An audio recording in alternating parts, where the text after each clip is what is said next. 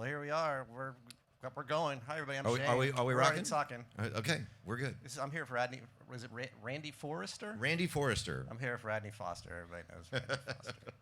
So I usually start these off by talking about the history of you and us, and you've been playing here. I've been playing here a long, long time. I think I first started playing here in the late 90s. I want to say like 97, 98, because I had, things took off for my solo career so fast that I didn't know about the Duck because it just exploded. But then I went through this huge dip and a lawsuit with What are you saying? RCA, I mean Arista Record. I mean, it was a mess. I went through this mess, Right. And I could not record for them, and it was just a big mess. And so I kind of had to start over. And I had some friends who'd been playing here, and they said, "Man, you should call those guys up and see if you can play." And I did, and Rusty and Teresa were lovely and said, "You keep coming back here. You can be selling it. You can sell this thing out anytime you want to." Nice. And And you do. We're sold out tonight. We're sold out tonight. Yeah. So. Yeah, that's nice. I think I started about that time, so Yeah. I think both our hair was black. Well, back then. I believe so. We Yeah. started Both of us had like brown hair, at least. So I'm gonna get into these hard-hitting questions. Are you ready? Okay, the 7, right? This is the They're big sort 7? of. Don't count because I don't know. How to go with this. It'll be The first one is, what is the first record you purchased with your own money? With my own money was A Beat of a Different Drum by the Stone Ponies. Oh, so you know exactly, huh? Nice. Yeah, it was the 45, and my choice was like, was I going to get a Hot Wheels car, or was I going to get the 45? And I really loved that song, and it was the first time, and that was Linda Ronstadt singing lead. Okay. In that band, and Mike Nesmith wrote the song and produced the tracks.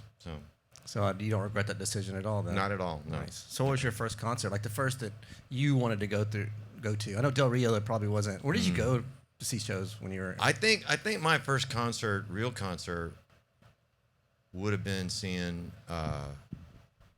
Willie Nelson. Okay. At like early, like when I was in high school, But then when I went off to college, I convinced these 3 friends of mine that we needed to go see Andre Crouch and the Disciples because the Swan Silvertones were also going to open for them. And I knew I loved black gospel music, and they were like, "Who is?" They said, "Trust me, you're going to have a great time. This is going to be awesome." We were the only white people in the Municipal Auditorium, and everybody around us was like so happy. Right. It's like, look at that look at the sweet little white kids. They're just here and so happy to be here. So. They didn't know that you were there to rip off the music. No, but the cool part was Sandra Crouch didn't always travel with her brother, but she is like noted as the Motown tambourine player. She played on at least half the tambourine on "I Want You Back" by the Jackson 5. It's like some of the most iconic records in the whole I wide didn't know world. there was like a designated tambourine player. Oh yeah, there were 2. There were 2 different people who played tambourine, and the Snake Pit was the band. Nice. So. I did not know that. I'm learning all kinds of new stuff from you today. I read way too many liner notes as a child. The next question I'm going to ask you is that I like to ask the singer-songwriters what their favorite guitar riff is, and you told me that Chuck Berry ripped off. Chuck Berry ripped off Carl Hogan. Yeah. But you can look that up. He actually made it.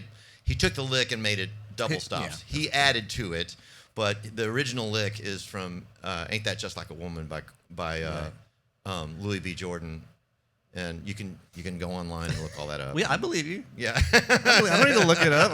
I got Radney. I don't need Google. So, do you have a favorite guitar lick? One that kind of sticks out to you. I don't know that. That probably. It's probably a Keith Richards, because he was such a rhythm guitar player, but really smart about coming up with licks, whether it's to satisfaction. They were always singable. Start Me Up. Simple. When I was always trying to figure out how to play Start Me Up, and then I figured out that he tuned the guitar into an open chord, and all of a sudden it's like, oh, you can play that with 2 fingers instead of like all of them. I know, it's like really his stuff weird is like ways. it's so simple what he does. Yeah, It's right. so complex at the same time. Right. No, It's kinda weird. that's right. So did you have a defining moment in your life that you heard something, heard lyrics, saw a show that made you want to do this for the rest of your life, or was it sort of like kind of fell into it? Because people have been kind of 50-50 on this. You know, I loved songs and lyrics, and started. I told in a bio I had a bio that said that my first song was written for a girl in high school, and my mother said that's a lie, and I said what? She said I have songs that you wrote in Sunday school when you were 7 years old. Right. And I was like, wow. So it was always there, but I didn't think I was going to take it. I thought it was just a hobby. I didn't think it was anything. And then when I was in college, up at the University of South, Swanee, Tennessee, and it's about an hour and a half north of Nashville, southeast of Nashville, really, in the mountains. And I was up there, and this guy, I had a band we were kind of like the Nitty Gritty Dirt Band. We would rock up a country song and country up a rock song, right? And so we played, and some guy who we thought was ancient, who was I don't know, he's probably 29 or something, because when you're 20, that's really old, right? Yeah, absolutely. So he came up and he was kind of lit, and he said, "Man, who does those 3 songs?" And my guitar player said, "Man, you can't get them. Our singer wrote them, And he said, "I don't know anything about the music business, but I got a buddy who's a record producer who I was one of my roommates in college." And I'm like, "Yeah, sure." So I write my name down in a matchbook and write my phone number, and it's the payphone at the end of the hall in my dorm. Payphone. Yeah, because that's all we had. Yeah. And I wasn't going to give my parents' number. Right. I don't know this guy from Adam. Right. So sure enough, 2 weeks later, tacked on my door was a sign that said, "Call Brown Bannister," and it had a 615. Somebody answered it and then gave you the message. message? And Brown Bannister. I kept going, what's that name? And he had produced the record that was in every girl's dorm room by this new ingenue named Amy Grant. All right. And so I ended up in his, meeting him, and he heard me play 4 or 5 songs and said, "Man, you got to have a talk with your folks about doing this for a living. Nice. You're really good at this. You ought to think about this." That's a great story. Just that you actually got that message, which... Yeah, I actually got the okay. It's like, you're good to go, buddy. Just, That's nice. That's a cool story. I didn't know that. Yeah. So they're gonna erect a Mount Rushmore from the Del Rio kind of valley area. We can't put you on. We'll put you on it. Who's on that for you? Well, there's 2 people. Okay. Number one from would be Blondie Calderon, and he was Ray Price's piano player and band leader for many, many years, and he did all of the arrangements for all of those records, and just a tremendous influence on me as a musician. Really taught me what it's like to play swing music. And I always had an open mic at his bar and restaurant called Memos, and after that, it's really a young man that I've been mentoring since he was 15 years old, and his name is William Beckman. And no, he's too young. We can't put him up there. Man, I'm telling you, that kid is going to be on. Trust me, in 15 years, you're going to go. Radney Foster said you're going to be on the Mount Rushmore of Southwest Texas. I am. I did this interview with him, and he sang to me. He had been a little bit drinking, but he's sweet. He's very good to us. Yeah, he's very really nice to us. So. He's just got that thunderbolt of a voice, and he writes great songs too. Yeah, we think so too. Yeah. So to end this little interview, I've got some either ors, and we're gonna put a caveat. Doesn't mean I can waffle on this deal. If you say you don't like one. You say you like one, doesn't mean you dislike the other one. Jim Lauderdale didn't answer any of them. So of course not. Because he probably knows half of them. You probably do too. But we'll start off with the universal Beatles or Stones. Oh, come on. They're only gonna get harder. Okay. Well, I'm gonna say Beatles. Okay. But I'm maybe like the biggest Stones fan on the planet, but I am going to say Beatles because of the chord changes and all the stuff that I learned from all of that. Well, somebody asked me, what night is it? Is it Friday night or is it Sunday? Right. Yeah. It's Sunday. What day are we talking here? So Dolly or Aretha? Oh God, they do get worse, man. I'm going to go with Dolly. All right. I'm going to if for no other reason, if for Jolene alone. Okay. It's because of the songwriting. Right. Okay. Elvis Sinatra. Sinatra. Yeah, everybody's saying Sinatra, which I'm shocked. No, because Elvis would not have been Elvis without Sinatra. Okay. I mean, there's so many people who would not be. William Beckman would not be William Beckman without Sinatra. Right. I would not be. I mean, Merle Haggard. You listen to the way we sing. The phrasing. The phrasing and the way he enunciated and the way he knew how to hold out and bend notes. Everything about it was. Right. I mean, he influenced the world. Right. Michael Jackson or Prince? Prince. Willie or Johnny? Oh, please, come on. You're from Texas, but I you know this going is Tennessee. really. Oh God, man. And Willie Nelson, maybe Willie Nelson. Okay, I'll do it this way. Willie Nelson gave me the best advice anybody ever gave me as a songwriter, and I'll tell that story, and you'll know how much I revere Willie. Okay. And then I'll tell you Johnny Cash because I'm just the massive Johnny Cash fan. Okay. So I'm driving a van for a movie company in Nashville. And, nobody knows who the hell I am. I'm 22 years old. And, they said, hey, wear a nice shirt tomorrow and some khakis or something because you're going to, instead of picking up crew, you're going to be picking up talent. And if you talk to them, we're going to fire you. And I'm like, okay. And so Willie was going to have a cameo, unbeknownst to me, in this movie, like just one little scene, right? And so he said, go to the hotel and pick up these two guys. And it just said Nelson in the thing. I didn't know. It's like out walks Willie Nelson and Pootie Locke. I'm like, holy crap, And so I said, well, I'm, the gig's only for 2 more weeks after this anyway, man. I'm going to talk to Willie, right? So I told him, that we had a mutual friend and my godfather that he played golf with every now and then, and out of Austin, and they were actually really good friends. Nice.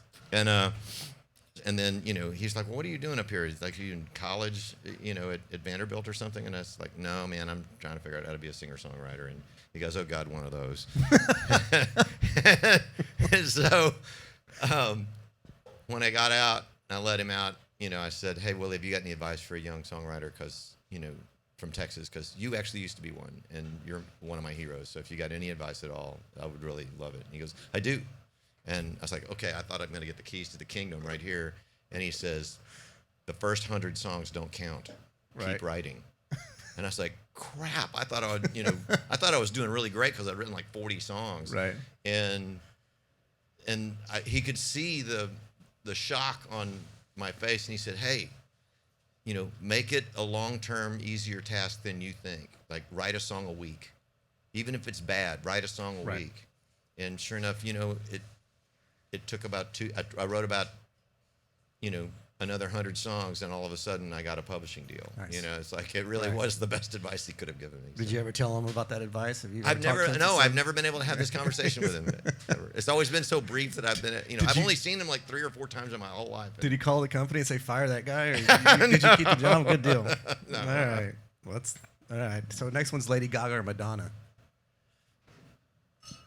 You know what? I'm going to say Lady Gaga because of the incredible bar that it was raised by that version of A Star Is Born. It's the best version of, the movie's been made 3 times. Yeah, but that's the best version of A Star Is Born. It feels so real. I mean, hats off to her. And I just Bradley watched Cooper. House of Gucci. I thought she was really good. I thought those too. She was fantastic in it. I didn't know that about that whole thing. Metallica or Sabbath? Neither. Neither? I'm not a metal guy. Oh. No. That's, We were getting along so well. Well, it's like I can go, early. It's like Steppenwolf. That's heavy metal to me. I'm good with Steppenwolf. 38 Special. Yeah, Hold On Loosely. One of my biggest guilty pleasures in the whole wide world. That's not even guilty. So do you have a guilty pleasure song? Is that it? Yeah, that's it. I ask that question sometimes. So I got 2 more for you: Billie Eilish or Adele. Adele. Okay, I love both of them. I love that. I think Eilish, they're both fantastic, but there's something about the quality of Adele's voice that just feels classic. So everybody gets mad at me about this last one. Okay. John Prine or Bob Dylan? Oh, jeez. I didn't even come up with that one. John Prine. John Prine. Everybody's picking Prine. Full stop. All right. I was from Me to You to Bob Dylan, and I didn't meet him because I know the reputation. and I had. But you said something to Willie. Well, yeah, no, because. So you didn't want to know. No, I know. I just that he could be quite the curmudgeon, but and I love his music. So, but Prine's that first record that really, I learned every song on that record. Okay. You know, and that was something that made me go, okay, the bar is a different, you know, and the songs were country songs, you know. And more lighthearted.